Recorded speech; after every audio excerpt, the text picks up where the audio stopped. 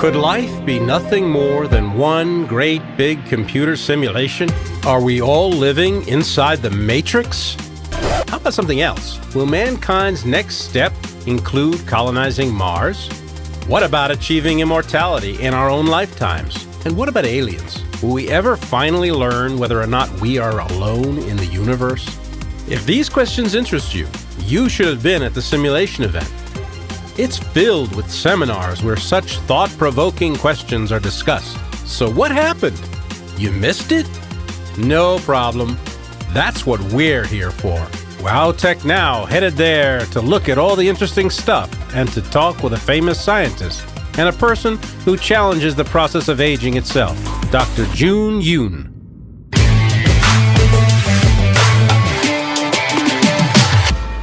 Today, we're hosting an event called Simulation. Simulation puts together global leaders and thought-provoking questions in order to try and inspire people to build the future. And so we talk about things like blockchain and cryptocurrency, AI and robotics, genetic engineering, neural prosthetics, colonizing Mars, consciousness, you name it, we're talking about it, and we're trying to get other people excited about talking about it to try and build a better world. The future is coming whether we like it or not, and the organizers of this event believe that it's important to bring people together in a forum like this and help facilitate discussion about the important issues that are coming along with it. These events are important because a lot of people like to have thought-provoking conversation. You know, when you're sitting on the couch at home and you're with your friend and you guys just finished maybe watching a video about nature or about technology and you're like, whoa, maybe this new way that could affect economics or this way that could affect geopolitics, and you're philosophizing on the couch. Those same conversations can be spawned from events like this. We also decided to join the discussion and talked with Dr. Yoon about the close relationship of science and technology. Let's first and foremost give Dr. Jun Yoon a proper introduction. Dr. Yoon is the president and managing partner of Palo Alto Investors. Founded in 1989, he's got $2 billion invested in healthcare assets. He's also a member of the President's Circle of the National Academy of Science, Engineering, and Medicine.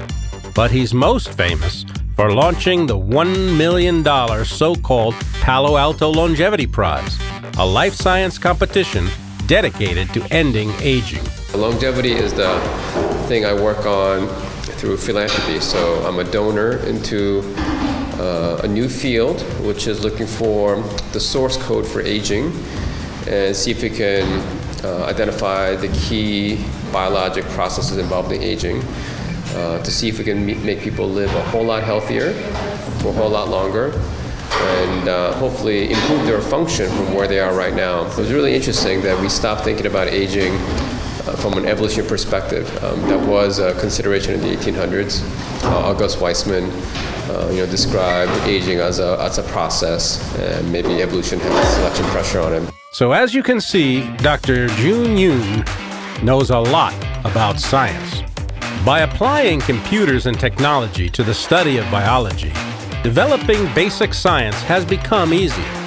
But how deeply intertwined has the field of IT and the study of biology really become? Well, science is now moving really fast. There's also a lot of information technology that is really transforming the way we do biology.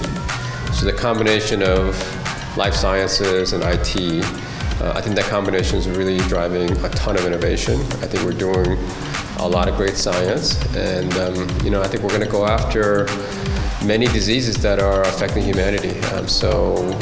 We love investing in companies that are creating meaningful solutions for patients. According to Dr. Yoon, the most important thing in the history of science is the internet.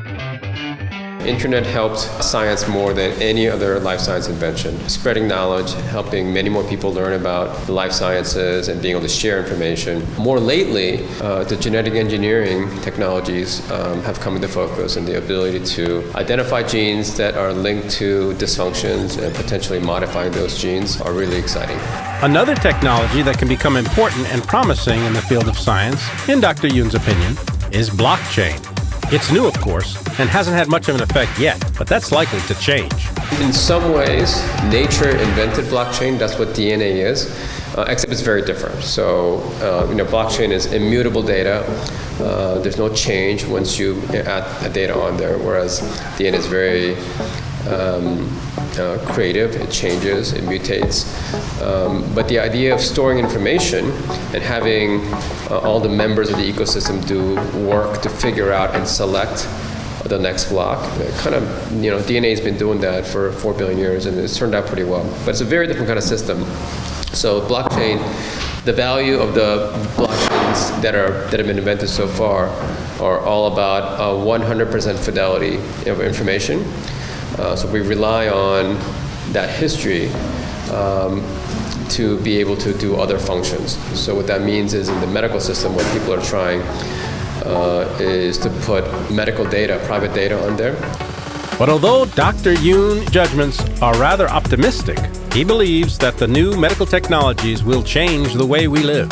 Advances in life extension, for example, will help us live longer and better lives. Immortality, however, will remain impossible.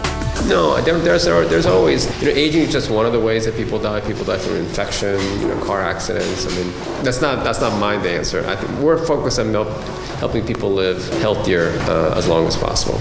Well, it all sounds good to us. After all, we're entitled to longer lives, aren't we? Especially if the AI bots are going to steal our jobs. What do you think? Share your opinion in the comments section. Stay tuned by subscribing. And don't forget, hit the like button if you liked this one. Bye-bye.